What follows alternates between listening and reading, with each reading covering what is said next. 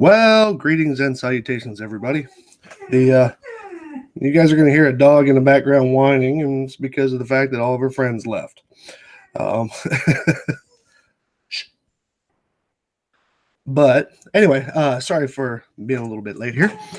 So, as you can see on the screen, there was a video that was rebroadcast and reposted by Eric Dubay, and of course, this is actually kind of funny. Halushi Nova.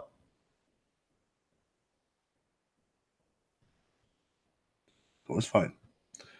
This was a rebroadcast of some older stuff of his, part of his 200 bullshit. And anyway, I just wanted to go ahead and run this down. I'm going to make this kind of quick because number one, Reds is going to be on in about 50 minutes, 50 minutes. And I just found out, and Hillel, I wish you would have told me, Hillel was going to do something about my test, which is coming up next month. So we'll try and make this as quick as possible. So anyway, running along real quick, let's go. I'm just going to skip over that. Okay. I'm not actually going to play his video because nobody can really tolerate his monotone voice. It sounds like a gay version of Hal from 2001. And what do you call it? So we'll just skip over that part, and I'll just give you the highlights. First thing that he says is that 6 seconds into the video. This is also why I itemize my replies to flat earthers, because it's like every fifth word out of their mouth is something just utterly bullshit. And so I'll just go ahead and say this here. Let's see. He says the sun, the moon, and stars are revolving all over and around us. Okay, I remember that. And then at 12 seconds, he said the North Pole is a magnetic monopole at its center point. But the funny part is that monopoles are hypothetical, and they don't. It hasn't even been proven that they exist. Okay, so this is kind of an ether claim. Polaris is the only motionless star in the heavens. Well, except for Sigma Octantis, which, yes, it's very difficult to see without a telescope. What up, Playtime? And which is just hysterical that he would even make this claim.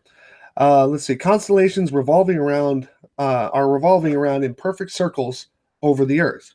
Well, the funny part is if you were to look up at a ceiling fan as it rotates, or at anything above you as it rotates, unless you are directly under it, it will not make a perfect circle, which in itself is a clue to what the fact that the Earth is rotating and not the stars. Okay, or excuse me. Yeah, you could say stars if you wanted to go geocentric, sure. But at the same time, there is motion involved, but not on a dome or not on in any kind of a near manner. Then he produced this picture. Love this picture.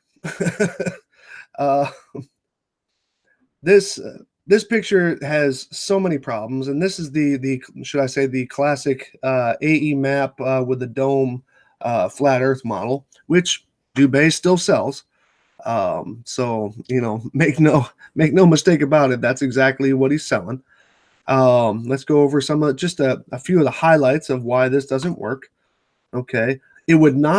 This would not create perfect circle stars or star trails, and definitely not if you were south of the equator. It wouldn't.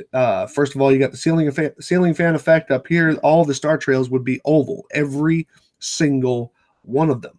And then on top of that, you would have all kinds of the stars that were closer to you or on your side of the dome would be compressed together, whereas the ones adjacent to you are going to be further apart.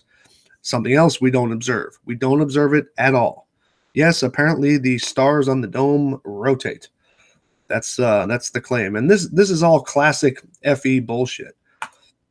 Let's see.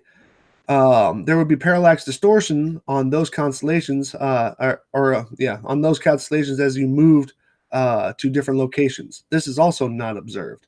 I did a video not too long ago. Well, actually, now that I think about it, it was quite long ago, about Orion debunking the dome and the star plane being a flat version of the dome.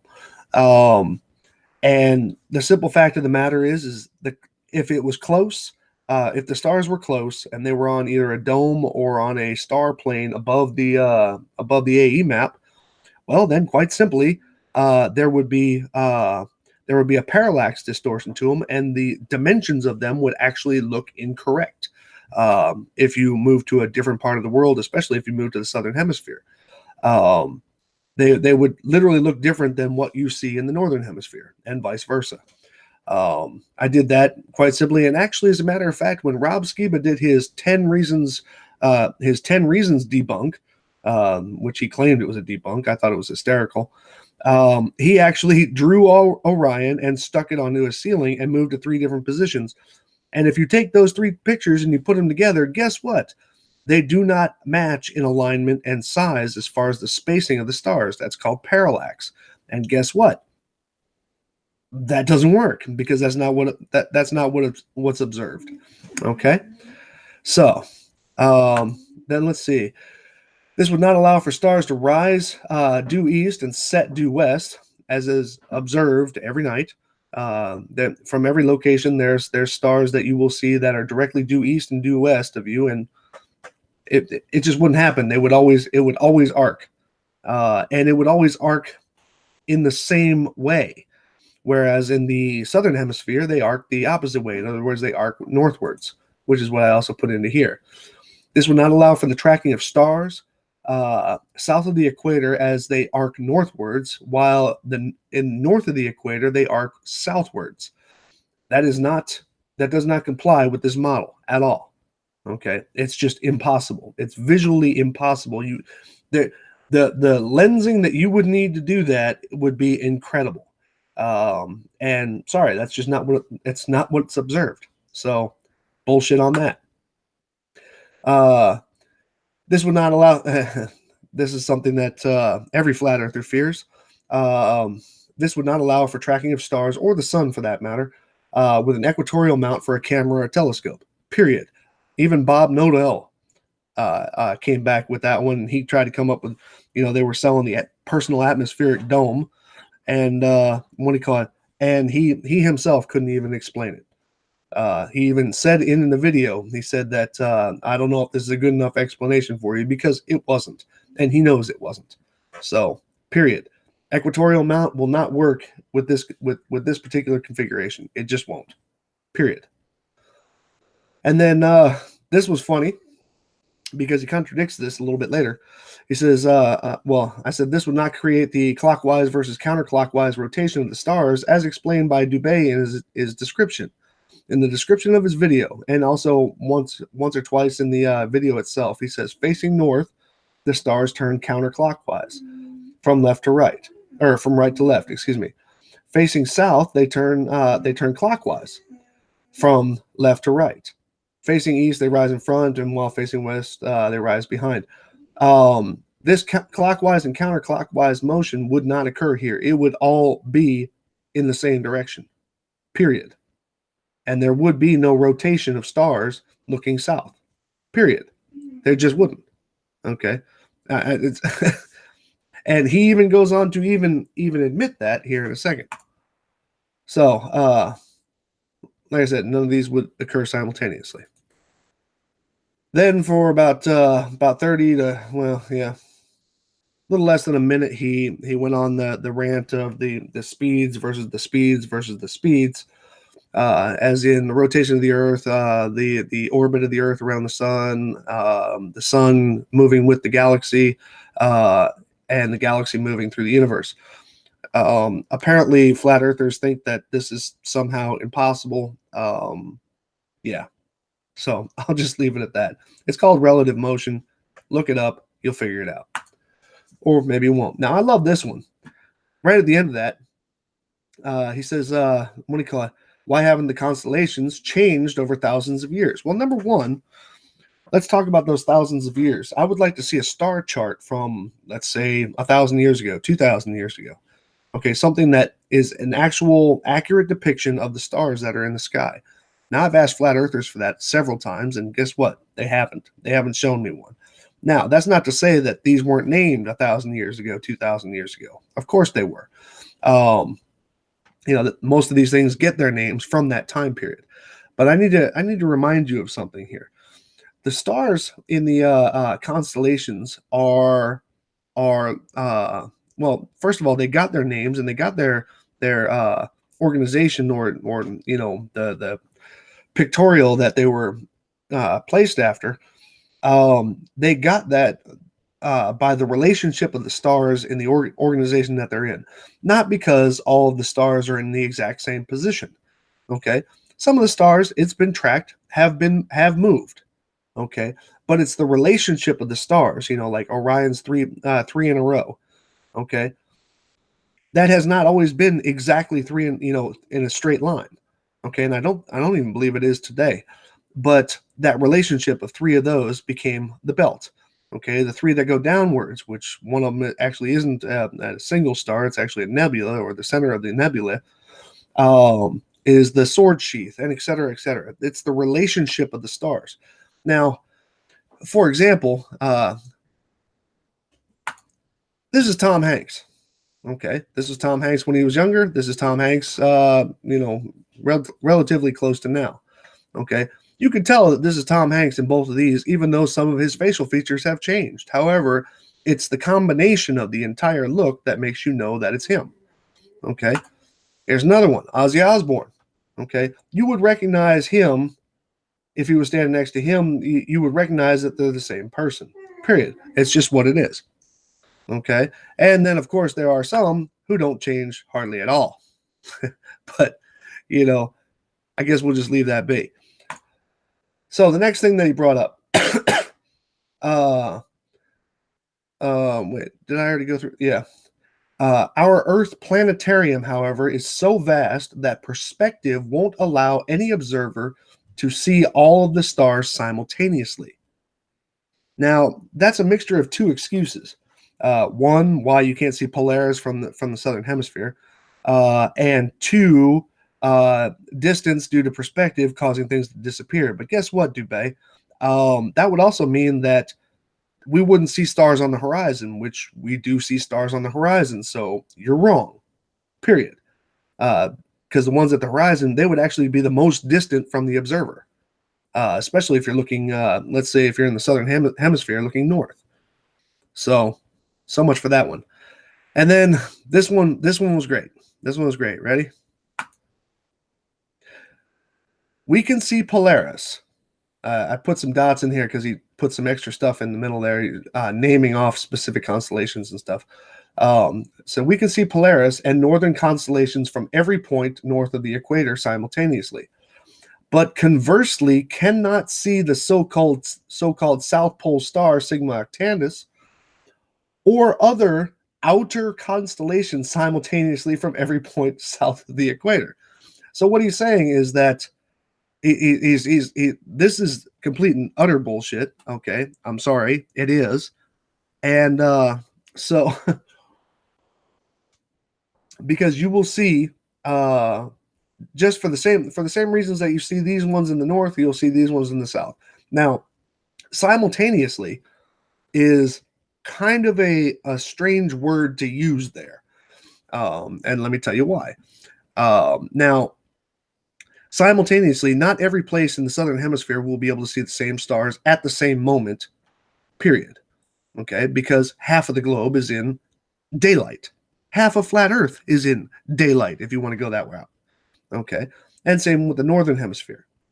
Okay, so seeing them all at the same time, you would either have to be at the North Pole in the winter, in the northern winter, excuse me, or at the South Pole during the middle of the year. That's the only, or during the middle of the year, because that's the only time that you would see that. Let's just kind of compare that for a second. If I was in North America looking up towards Polaris, and somebody over here where I live in Germany was looking up at the same time, if the sun is over North America, guess what? You're not going to see it at the same time as me. Period. You're just not gonna. Okay, because light is only going to light half of the globe. So that means one part of it's going to be in nighttime, one part of it's going to be in daytime. So simultaneously is, yeah, that's painted on pretty broad there, Dubay. But I digress. Now this was funny. See, now one thing that we always argue and one thing that we always want from flat earthers is we want dimensions. We want numbers. We want to know the height of things. We want to know the length of things, etc. like that. Well, Dubay did that. This is Dubay's version of the personal atmospheric dome. Gee, I wonder where Jeranism got it from. Now, his says that it's 12,000 miles across. In other words, the entire size of the northern hemisphere, even though that's not the dimension it would be here anyway. But so a 12,000 mile diameter dome over each individual, causing some kind of wacky lensing effect to a star plane above it. Well, isn't that funny? Because before he said it was a dome over it, and the dome was actually fixed but rotating. And that's not what this is at all. Period. Okay.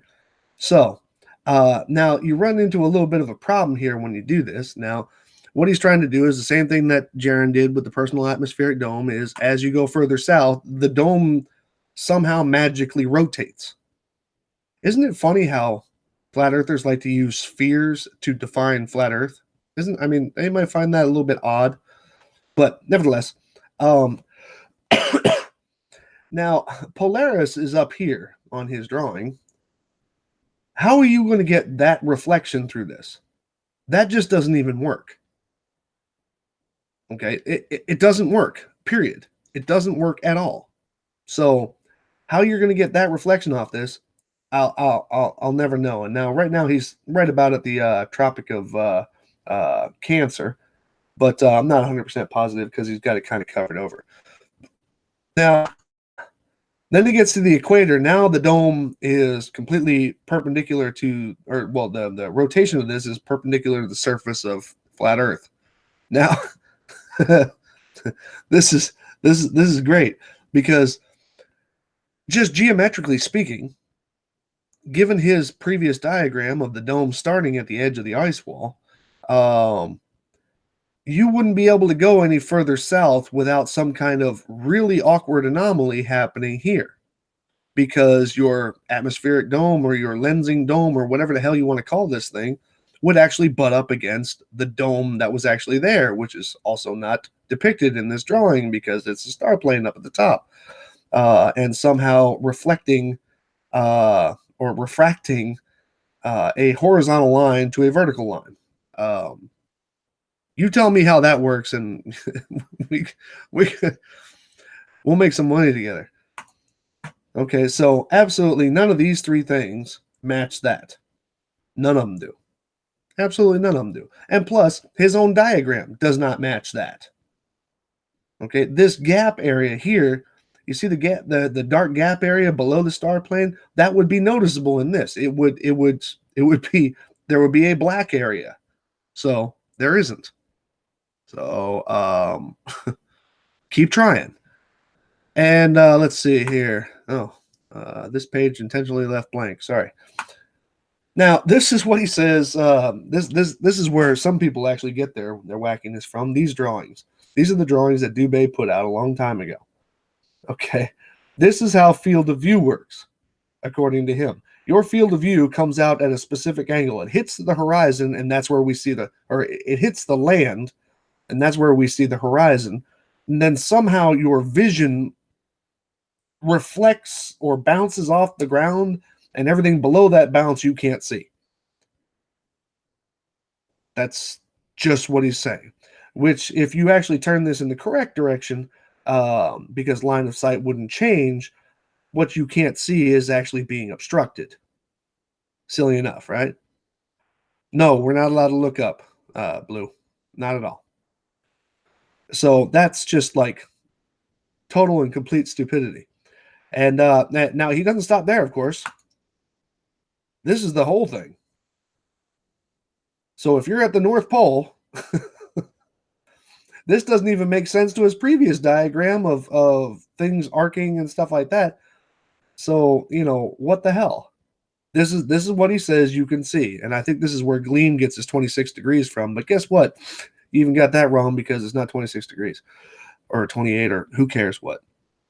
So, so field of view, which is an imaginary angle line, bounces off the ground, and from where it bounces, that's the horizon. And from that bounce, everything below that bounce you can't see. Now, this also does kind of bring up an interesting problem with that whole the horizon rises to eye level, because if I'm looking this way, the horizon's down here. Doesn't rise to eye level now, does it? The flurfractive index, of course. So anyway, now this is hysterical. Now you guys thought that I was messing around about this, but I'm going to show this to you. North Pole, or around Polaris. Now he shows it here conveniently as an oval. I think it's actually because he stretched this this graphic out. So don't take that as he did that intentionally, even though I have seen a couple of flat earthers do that. This is a perfect circle, as he says, perfect circles around Polaris. But now y'all gonna love this. But he says out here at the edge, it doesn't rotate, even though he says in his description that it rotates. Okay, he's showing that it doesn't rotate. Stars go along the horizon near the edge, forming lines. Now, this is the part you're going to absolutely love about this. Now, I went searching for these images. Now, this one's a dime a dozen. You can find these things everywhere. This might even be the one that's on the NASA website. This one was a little bit more fun, but I'll tell you this: there are worse ways to waste your time than what I had to do to go find this, because actually I went through Google Images to look for star trails through the Aurora Borealis. And oh my God, if you just want to just wow at some pictures, do that one time. But I did find out where this picture's from. Now, mind you, this is supposedly some kind of backup or proof about the lines around the southern the southern edge of flat Earth. You want to know where he got it from? Star Trail Photography, the Canadian nature photographer. This was taken in Canada. Okay, this is the actual picture. Well, this is the Google result for the picture. So it was taken in Canada. So, and as you can see, there's, when you don't have it crunched down, it's not as spectacular, the straight lines across it. So yeah. it's like awesome. And yes, like I said, if you really want to just take a second and Google search star trails through the Aurora Borealis, those photos are just stupid cool. But anyway, so his southern straight lines is proven by photos from Canada.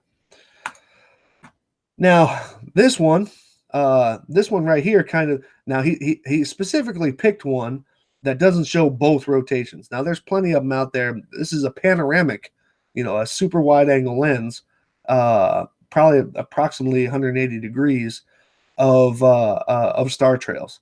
Now this one, I found that one too, is from Great Falls, Maryland. Okay, reversed. It's from Great Falls, Maryland. I had to find this one too, and it's a really great photo. I forgot the guy's name, William something. And what do you call it? Look it up. It's a great picture. And it's actually in a very high res too. But what he's trying to do is he's trying to show the straight lines across the bottom here. But this is in Maryland. You're not going to see the complete rotation or or Sigma Octantis or the Southern Cross from Maryland. You're just not. Okay, too far north on the globe, you're not going to see it. Horizon obstructs it, period. Okay, so here's a much larger view of it, because I was like super impressed with that picture. It's so cool. Anyway, this is the perspective thing, and now obviously he's showing that when you move further south or further away from the northern center, your field of view bounce obstruction thing gets bigger. Okay. And no, that's not misrepresented because he did it here too. Okay. These are this is basically the cone of what you can see, and the dark areas are just supposedly, if you were to make this 360, it would be like an antlion hole that everybody was standing in, standing in the bottom of a whirlpool. So I mean, I don't know about you, but that's awfully high for eye level. So you can you can you can take that however you want to. This is your hero, guys, flat earthers. This is your hero. Okay, the guy who brought it mainstream and all this. Let's see. Yeah, this was some kind of attempt at explaining, and he did about 4 or 5 slides of this, but honestly, they were all quite boring. Trying to say how the dots matched star trail lines, but he did them from various locations and specifically cherry picked so he can draw some lines, and completely taken out of context. It's hysterical. Let's see. There's some white ones, and there's I thought I had one more, but anyway, ultimately, Dubay, you're wrong, dude. You're wrong. Everything about that presentation that you did, I don't know why you re-released it. I really don't. But like I said, there was a flat Earth cheerleader who strangely enough, actually believes the lies that PW told about my test.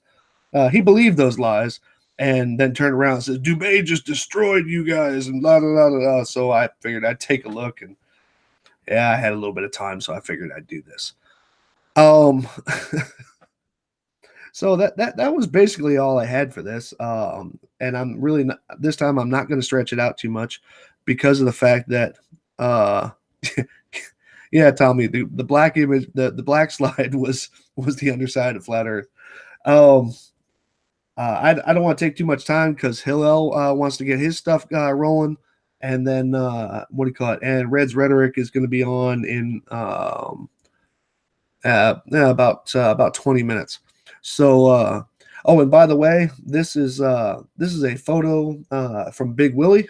For those of you who are familiar with the test that's going to go down, I think everybody is by now. This is a photo at full zoom from Big Willie of the moon about 3 days ago. I made it into my background on my computer across 2 screens. It's awesome. So let's see. Do I have any flat earthers out there today? Somebody shout out some names if I have some flat earthers in there.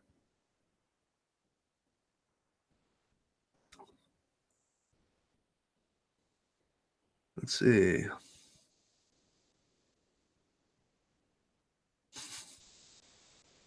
There you go, Hillel.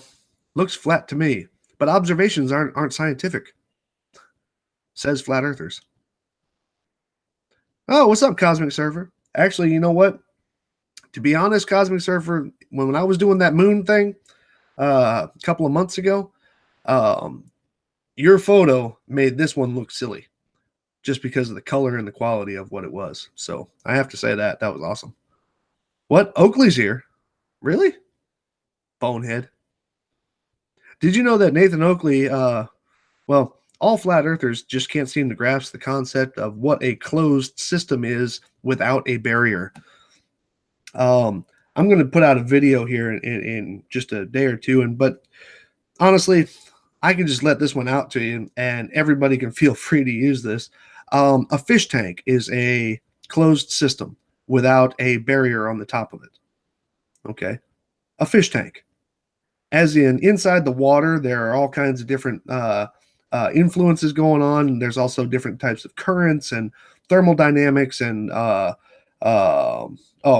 kinds of stuff going on in there that is not affecting A, the outside, and B, there is a surface on the water where basically the water stops and the atmosphere starts.